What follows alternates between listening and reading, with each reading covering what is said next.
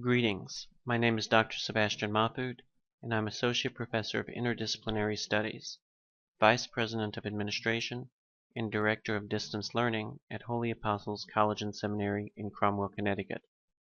Such is the interconnectivity of today's world that I live in and work out of St. Louis, Missouri, responsible for the administration of 5 online programs containing 450 students scattered around the globe and taught by 3 dozen adjunct and half a dozen full-time faculty scattered across North America and part of Africa. Prior to my work at Holy Apostles, I served on the faculty of Kenrick Glennon Seminary in St. Louis and was also the coordinator of instructional technology. For almost 2 decades, the Internet has been growing up with us, yet because of its dynamic nature, it remains in need of an introduction at every talk I give. I usually begin by identifying cyberspace as a popular vehicle for social communications, and I add that the Church has taken notice of this phenomenon in her desire to make use of it as an extension of herself in the world. When we see a Pope with a Facebook and Twitter account, in fact, it's time even for those who thought the Internet was a passing fad back in 1995 to sit up and take notice, especially when Pope Benedict XVI said in his 2009 World Communications Day message, entitled New Technologies, New Relationships, promoting a culture of respect, dialogue, and friendship, that these technologies are truly a gift to humanity. The giver, of course, isn't Mark Zuckerman, but Christ, whom Gaudium et Spes says, fully reveals man to man himself and makes his supreme calling clear.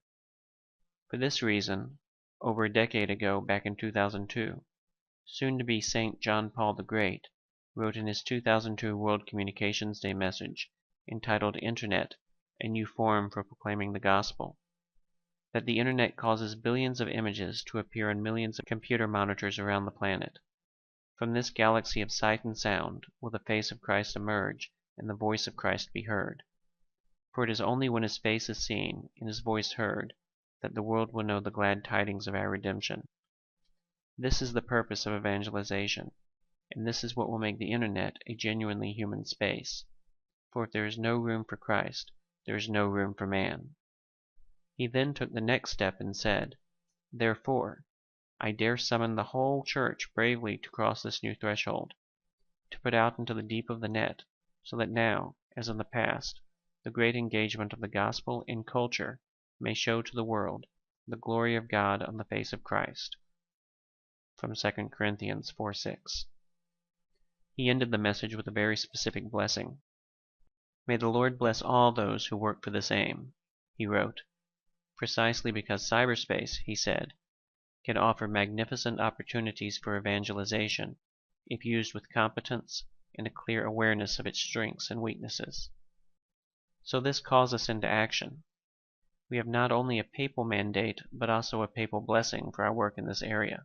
At Kenrick Glennon, where I taught for 12 years prior to my move to Holy Apostles, we started with the first-year theologians, who after their first semester in the formation program would develop an awareness of the role and impact of media in the work of the Church.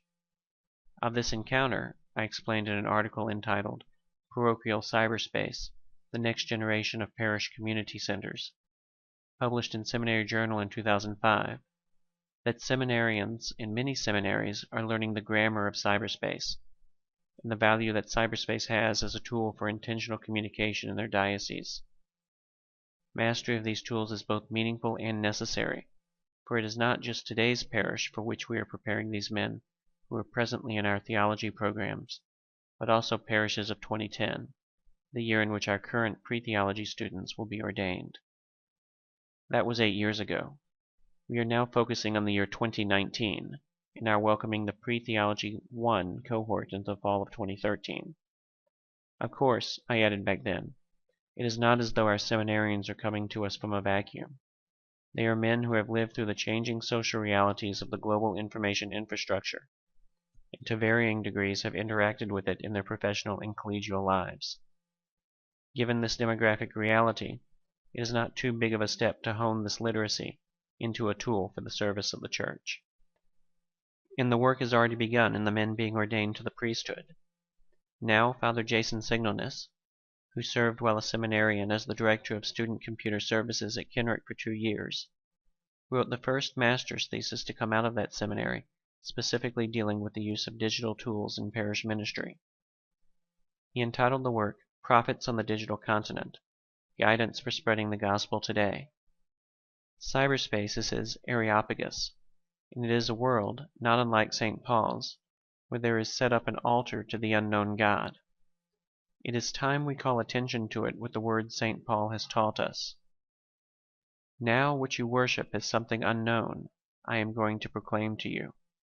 The God who made the world and everything in it is the Lord of heaven and earth, and does not live in temples built by hands, even cyber temples. God did this so that men would seek him and perhaps reach out for him and find him, though he is not far from each one of us.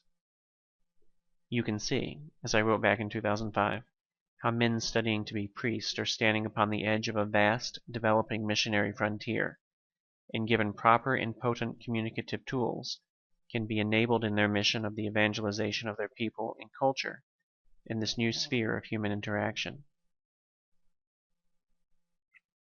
So where does the support structure begin after seminary? How do we engage folks in our parishes? First, as Aristotle teaches us in his Physics, we have to start with the universal before we can drill down to the particulars. In parish life, the closest we come to that is our diocesan offices. If you take a look at the structure, you note that many dioceses contain offices of information technology, like this one here in the Archdiocese of St. Louis.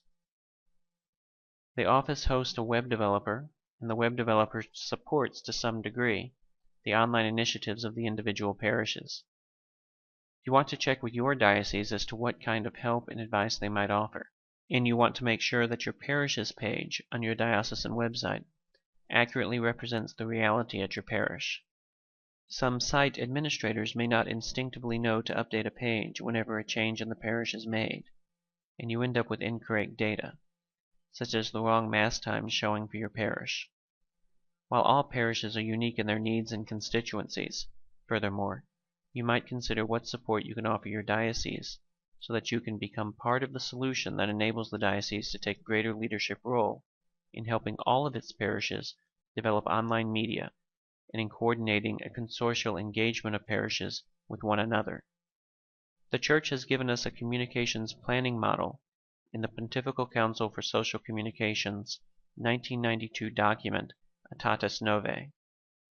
Mapping onto it a web development model would be a useful outgrowth of Aetatis Novae, at least until the Pontifical Council updates that plan. In the Archdiocese of St. Louis, there are about 200 parishes, each of which is in some stage of developing its presence in cyberspace.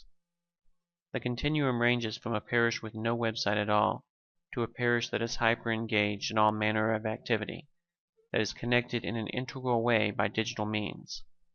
Most parishes in the year 2013 are likely somewhere in between these extremes, from a site that has only one or a few static pages to a site that has a page for almost all of its activities and a means by which parish communities can come together via mobile technologies. On the parochial level, this mushrooming of parish websites has significant meaning for us.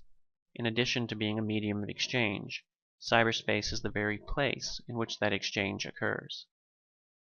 Mining down from the diocesan to the parochial level, we can say that the parish exists as a particular locus in which to facilitate the salvation of souls within its community of faith.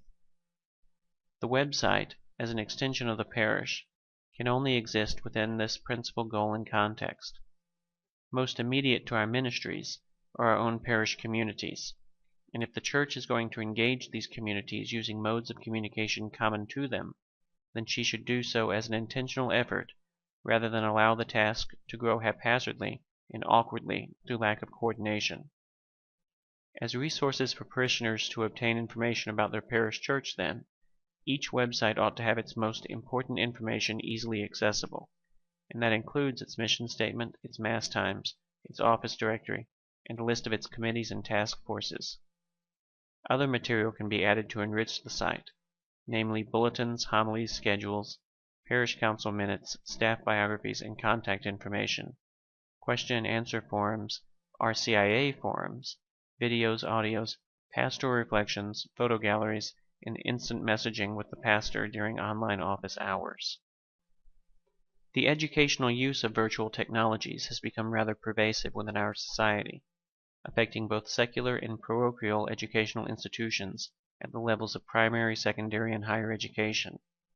In collaboration with the stakeholders in each local community, we need to pursue creative ways to strengthen the interaction between the home and the school, making the school website a commons in which administrators, teachers, students, and parents are brought together. An underlying reason for the urgency in this is, as Dan Andriaco argues in his book Screen Saved, that we cannot teach children how to engage in responsible media use unless we also teach their parents. And the only way we're going to do that is if we who have a say in how our parish is run develop strategies to bring that about. In our development of these resources, of course, it is important to keep in mind the concept of the wheelchair ramp. If we make our parochial buildings accessible in an intentional way, we should also make our parochial cyberspace accessible in such a way. Acknowledging the difficulty in accommodating every person in every situation, we might consider those value-added features that meet the needs of persons with blindness, low vision, color blindness, deafness, learning disabilities, and technological impairments, such as an inability to view flash videos on an iPad. When properly developed, our websites will be more accessible to all persons with disabilities. Once the structure is set up for the purpose of interaction and collaboration among the various parochial stakeholders, what needs to happen is to pursue the operation of the mission within it. Part of that mission is our teaching apostolate, which, if done well, will draw people back into the parish for the liturgies. They'll come to own the idea that the Eucharist is the source and summit of Christian life, precisely because of the fact that they'll be drawn into the life of the parish while on the go via their mobile devices, through activities conducted through social media that show up on their iPhones in the form of such things as Facebook posts and Twitter tweets. We have opportunities to strengthen families by educating parents on the destructive nature of pornography, by teaching them how to monitor their children's behavior online, by providing them with content that will build up the community. The family, which is the most basic social unit, isn't preserved through the media, but is our use of this media that can enable it to grow in its understanding of, in response to, the Eucharist. What can you do then in your own parish? Though we started with the universal in the form of the diocese in order to mine down to the particular in the form of the parish church, we can now turn that around and say that you want to take personal responsibility for that particular church by contacting your diocesan office to let them know that you're going to get started. You can also say that you're establishing or missioning a parish media council, and you'd like to know what other parishes in the diocese have done likewise. You then want to contact the pastors of those parishes and find out from them what's working. Next, you want to review that list you've gathered against the realities within your own parish, and, with stakeholder input, you want to start building your web so that a structure emerges that has the potential for being highly interactive and engaging. What you're pursuing isn't a website, it's energy for parish life. The digital media you employ in that pursuit is only a means to an end. Now that you've watched this video, please consider these two questions. May God's blessings continue within you as you continue to work toward the good of His Church.